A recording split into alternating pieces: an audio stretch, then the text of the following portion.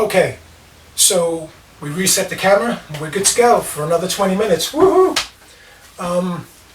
Right, so we can't be fearful of putting our foot down and saying, well, that's certainly possible, but it's way more unlikely, or this type of possibility is way more accurate for certain types. Okay, so we're trying to roll ourselves back to origin conditions. And when we say origin conditions, it's very understandable, and that's why I like to throw that out there, and I'm not afraid to use that. But what we also mean, and equally accurate, and probably, I don't know, whatever, but what we also mean is we're talking about a fundamental nature, fundamental conditions. And when we talk about fundamental conditions, simultaneously we're always looking for and also talking about an absolute condition.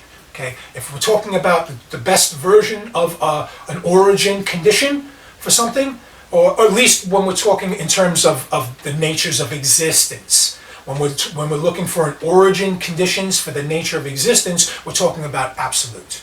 Okay, there's no doubt about it. I mean, because we could have origin conditions of, like, let's say, for example, the way we say the universe. Okay, but the universe may not be close to origin condition of existence.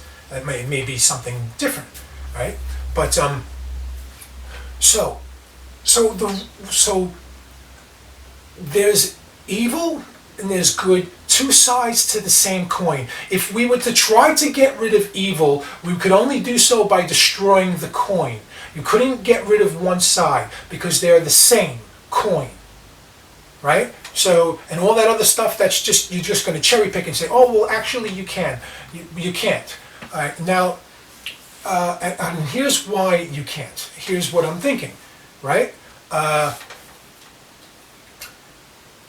We're looking at it in terms of a behavior. We're looking at it in terms of specific things. We're looking at, and we certainly can fight evil. We certainly can resist it. We don't have to tolerate it or whatever, but one way or another, okay, we will have some kind of coexistence. We will have some kind of existence with evil. It cannot be eliminated. The reason why it can't be eliminated is because it is a result of a fundamental nature. So, and we'll proceed to talk about that a little bit with you guys, with you folks. And remember, one key point to helping us understand what I'm going to be talking about is making that distinction between the expressions of the possibility of evil, okay, and the actual mechanics, the actual fundamental nature. Okay, we need to make sure we have that distinction. We need to make sure that we have that separation. Step back, come on back to a more, because we're fighting this, and I'm trying to say that usually what we're trying to say is we're trying to eliminate a bad type of behavior. And I certainly agree. I certainly agree that we should live our lives like that. We should try to control is a better way that I like to use. We need to control, because evil does the same thing back. Evil is trying to control good. The battle between good and evil, okay, we may describe the battle of good and evil as each one trying to win, destroy, eliminate the other, but neither can be eliminated. So what they're really talking about, whether they know it or not, okay, but now we do know it, what they're talking about is control. Evil is trying to control good so that it can move good into a position similar to or identical to or having the results of being eliminated. It can never be eliminated, good. But the same goes for evil. Good can never eliminate evil. What good wants to do is control evil, keep it in its place, control the bad behaviors, try to minimize them. You could eliminate all the bad behaviors in very specific circumstances and conditions, but you can never, but at the same time, or equally, those behaviors are never truly eliminated in other conditions. And some of those other conditions aren't very specific stipulations and whatnot. They're actually very fundamental. For example, so long as there's free will, there will always be a certain percentage of that evil behavior that exists. And no matter what we do, no matter how strict we make the punishment, no matter how much we alienate these people for their bad decisions and stuff like that. There's always going to be the possibility. We can never get rid of the possibility unless we force such an artificial like circumstance. But like I said before, and we would be moving away from a lot of natural conditions. We would be moving away from a free will. So like in a very simple sense or quick sense, it's like, in order to prevent somebody from stabbing somebody, sure, we could always just cut off their hands, right? But we we understand, and that and certainly has been maybe in the past or whatnot an option and stuff. But we're talking about mechanics. We're talking about nature and stuff. Sure, for that particular person who doesn't have hands anymore, they cannot use their hands to stab somebody. Okay, but in terms of the possibility to stab somebody, it still exists to the next person who may be corrupted or whatnot and chooses violence. So we would always be chasing the behavior. You could never eliminate the possibility for it, and that's what we're here to talk about and study and review, and we are, right? So why would existence need an evil? Why would existence have some kind of mechanic to it, mechanism to it, fundamental nature to it, which allows there to be bad and an evil? And one way I looked at that is I've said even when we're looking at purpose, and I'm going to really let you in on ground level, you know what I mean? That's going to really help and stuff, because sometimes we can hover close, but we're still a little bit further levels up. And those further levels up are meaning like we're still thinking in terms of purpose. It's a function and serving its purpose, right? All things for a reason. And I really like and I really subscribe to those ideas that all things for a reason, because there's always a certain percentage of the value of the occurrence that certainly does have a reason. Always. There's no such thing as that's a whole nother talk, man. That's a whole nother. But ultimately, there's no such thing as senseless in terms of existence.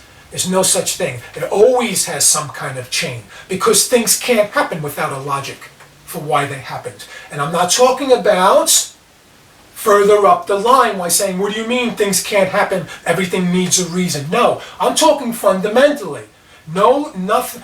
All things happen based on some kind of other fundamental set or set of values or occurrences that need to happen in order for that to happen. Nothing happens without a history of whatever behind it that allows it to happen. Nothing just pops into. You can't have something pop into existence without there being some kind of condition that is not existence. Are you going to follow me here? It's not so complicated. Hear it out. Right? Because in order to fulfill the definition of pops into existence, it must also have some kind of condition or state that wasn't existence. That allows us to say it popped into existence. Because if the thing that we're saying popped into existence, if the thing that we're saying has popped in, the thing that popped into existence, if wherever it was before it popped into existence, if that place is also existence, then it didn't pop into existence. It was already, right? So we would have to keep following the chain down to some point where we need to put our foot down, make a commitment, and say, at this point, at this origin point, okay, we need to say that this is the point of an existence, and anything before or whatever, don't be so tied into the time, but anything here is not existence. This is why we can say it popped in. But if this is existence and this is existence, we can't say that it popped in. Get it? So that's the same type of concepts that we're talking about. That's some of the same type of concepts that we're talking about with the behavior of good and bad, evil and stuff, and its function and serving a function and stuff. So that my point is where I'm going with this is I have no choice but to consider, and then I see, possibly in the most accurate sense, that the reason why these things happen, okay, are because there are no choices. It has no other choice. It must happen. It comes with the territory. It's automatic. It's absolute, right? It's no option or choice. So when we say, what is the, what is, how can it be beneficial in any kind of way to existence to support and allow the existence of something that seeks to destroy life, that seeks to destroy existence and stuff? Well, now we understand that not even to the points of it serves some kind of purpose, because whatever purpose we think it serves, it's still, we can't escape the fact that there's still a whole set, okay, that's terrible. Even if it does set, it's a whole, every existence needs a hard reset, okay? Even if that's true, it's still completely brutal. And I can make heaps of arguments why many types of life will seek to try to get out of that type of reset and stuff, because it's a hell of a way to try to maintain a continuity in existences and civilizations if everything we've ever done gets a really hard reset and nothing continues and carries over. That's brutal, and it's no way that is the best way for an existence. No way. It goes against too many other behaviors of existence which don't support that, which show you that sustaining and a continuum and a continuity of life, of knowledge, of experiences and stuff. Too much stuff point to that other, you know what I mean? Otherwise, there would be no stability at all. There would be no nature or no of stabilization. But stabilization is a huge thing. It's a big thing. So that shows us that heaps of evidence that also we're not looking at a hard reset. Okay, it doesn't resets whatever, but not a brutal one. Not a brutal one. Not a collapse of an entire universe to the point where nothing carries over. No, even if there is a collapse to the universe, it means that something carries over. Because if nothing carries over, then I can't accurately call it or define it as a collapse.